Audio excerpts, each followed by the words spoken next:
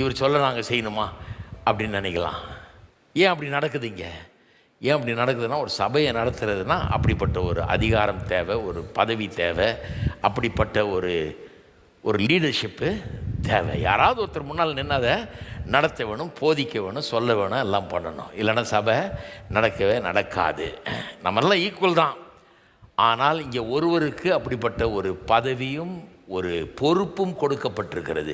அந்த கர்த்தர் கொடுத்த அந்த பதவி, அந்த அபிஷேகம், அந்த பொறுப்பு அவரை அந்த வேலையை செய்வதற்காக விசேஷமாக அவரை வைத்திருக்கிறது. ஆகவே கொஞ்சம் வித்தியாசம் இருக்குது ஒழிய மற்றபடி எல்லாரும் ஈக்குவல் தான். நான் உங்களை விட பெரிய ஆளுன்னு நினச்சேன்னா அதை மாதிரி முட்டாள்தனம் கிடையாது. நீங்களும் நான் ஒன்று தான், கிறிஸ்துவுக்குள்ளெல்லாம் ஒன்றா இருக்கிறோம். ஆனால் எனக்கு கொடுக்கப்பட்ட வேலையின் நிமித்தம் எனக்கு ஒரு அந்தஸ்து கொடுக்கப்பட்டிருக்கிறது இல்லையா? அதனால தான் என் வேலையை நான் ரொம்ப கரெக்டாக செய்யணும். எப்படி செய்யணும்? மற்றவர்களை குறித்து அதிக கரிசனை உள்ளவனாக இருக்கணும், என்னை குறித்து கரிசனை உள்ளவனாக இருக்கிறத காட்டலாம். அதுதான் பேதுரு போதிக்கிறார். 1 பேதுருல மேய்ப்பர்களுக்கு சொல்கிறாரு, அப்படி இருங்கன்றார், இப்படி மேய்ங்க உங்களோட மந்தைய, மற்றவர்களை குறித்து கரிசனை உள்ளவர்களாய் இருங்கள்ன்றாரு. அப்போ நான் இன்றைக்கி எதுக்கு போதிக்கிறேங்க? உங்களை குறித்து கரிசனை உள்ளவனாக இருக்கிறதுனால தான் போதிக்கிறேன். இது எனக்காக போதிக்கிறேன். எனக்கு நான் உட்காந்து இதை 10 தடவை போதிச்சிட்டேன். ஆல்ரெடி எனக்கே நான் 10 தடவை இதை சொல்லிக்கிட்டதுனால தான் இங்கே சொல்ல முடியுது.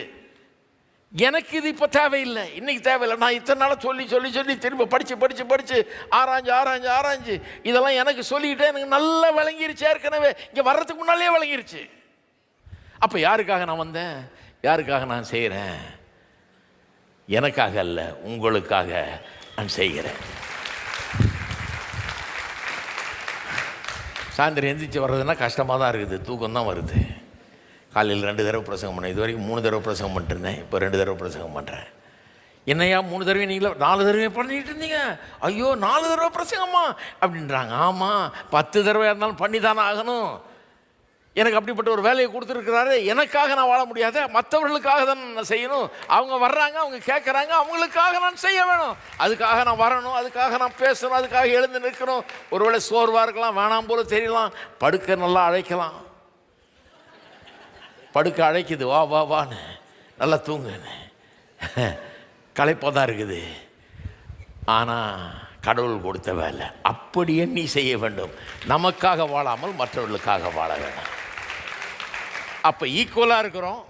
அதே நேரத்தில் சில அதிகாரங்களும் இருக்கிறது. பாஸ்டர்னால் அதுக்கு ஒரு அதிகாரம் இருக்குது. சபையில் அந்த அதிகாரம் கொடுத்து வச்சிருக்கோம். அப்போஸ்தலர், தீர்க்கதரிசிகள், மெய்ப்பர்கள், சுவிசேஷர்கள் நம்ம கர்த்தர் அபிஷேகம் பண்ணி வச்சிருக்கிறார்.